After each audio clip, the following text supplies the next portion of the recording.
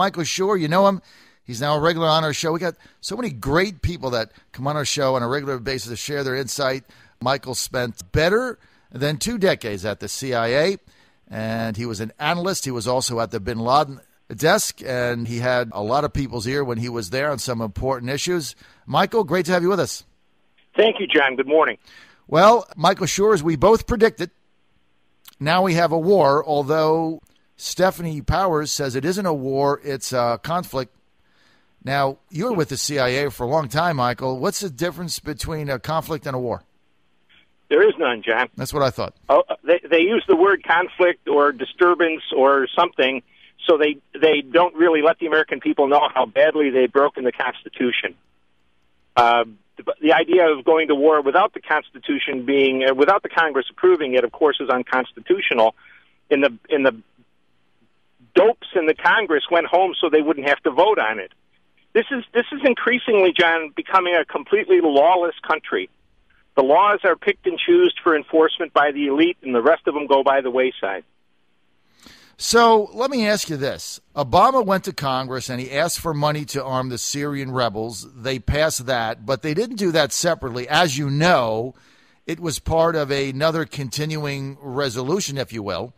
So basically, you could make the argument, well, I didn't really vote to arm the Syrian rebels. I voted not to shut the government down, right? That's exactly right, John. And that's one of the big issues, I think, is that any president has a tough job being commander-in-chief. But with this business of going to war by himself or getting a vote that says, okay, do what you want, it leaves the president on the hook. If it goes well, the Congress can beat their chest. If it goes badly, they can blame it on the president. But the most important thing is the only representatives we in the United States, we the citizens have, is not the president, but our members of Congress. And if they don't get involved in this stuff as the Constitution says they should, then we basically have a monarchy. Well, I mean, basically right now we've got the president that declared war on, I don't know who, ISIS. Now I guess he's declared war on Syria because, I mean, when you bomb a country, is that a declaration of war? I would think so, John. You know, just like I think it's a declaration of war that the Mexicans don't control their side of the border. They're trying to debilitate the United States. We're trying to debilitate somebody out there. But, John, how many times in your lifetime did you ever think that the President of the United States would be leading a coalition of tyrants and really oppressive secret police states? But here we go. Everybody on his wings are tyrants. Okay, define those, Michael. Well, Saudi Arabia is a police state. Jordan is a police state. Kuwait, the United Arab Emirates, Qatar, they're all police states, John. There is nothing that like our republic there. And they've signed up people that are not only tyrants, but they're also enemies of the United States. As the president talks about our friends and partners in the Middle East, the Qataris, the Kuwaitis, the Saudis are paying for the religious education of young Muslims in the United States that will teach them to hate the United States, Christians, Jews, and anybody that's not a Sunni Muslim. Right. And so that definition of a friend is a pretty lax one, I think. I want to get to a couple of things. Number one is you and I have been saying for months and months that we were going to get sucked into this Middle Eastern war. There was no doubt. Now we are, right? I don't care what they say. They can say it's a conflict or an excursion. We're dropping bombs on sovereign nations. We're in a war. Now we're going to arm some faction of some rebels. There's 5 different factions in there. We have no idea who wears what uniform. I mean, the thing is maddening, isn't it? It's maddening, John, and it's like watching that movie Groundhog Day, because the same thing happens over and over again. We're going to arm the Free Syrian Army. The Islamists are going to beat them, and our guns are going to go to the Islamists. We're going to arm the Peshmerga, the Kurds, and some Iraqis, and they've already demonstrated what they do when they fight. They run in their underwear and leave their guns behind. Yep. So what we're engaged in is another arming of the enemy.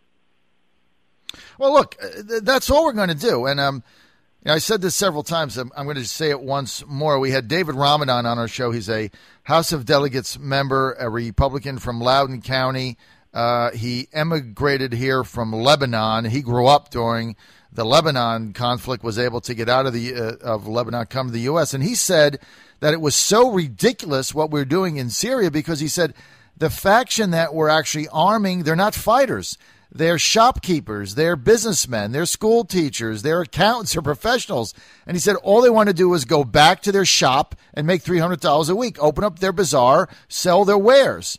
And he said, well, that sounds like our kind of ally, John. Exactly. And he said they're going to be fighting extremists that are willing to strap bombs on themselves and their children and blow things up. He said at the first sign of that, they're going to drop their weapons and run away. He said, so they're all going to end up in the hands of ISIS that are then fighting us. So we're going to be arming ISIS with taxpayers' dollars. Meantime, Michael, I keep asking this question over and over. It's driving me insane. What is this administration's obsession with dumping Assad and taking over Damascus? The president even said it again yesterday. He's on TV making a speech at the Rose Garden, and he's talking about he wants to bring a peaceful element to Syria. The peace is Assad. How does this make any sense, and why the obsession? Well, he's an ideologue, John. He believes that, for some reason, he believes replacing a dictator automatically leads to some kind of a more peaceful, stable, civil government. And he seems not to have noticed what he did in Libya and what's happened in Egypt, and now he supports a military dictatorship in Egypt. I think he's crazy, John, in the sense of being a professor.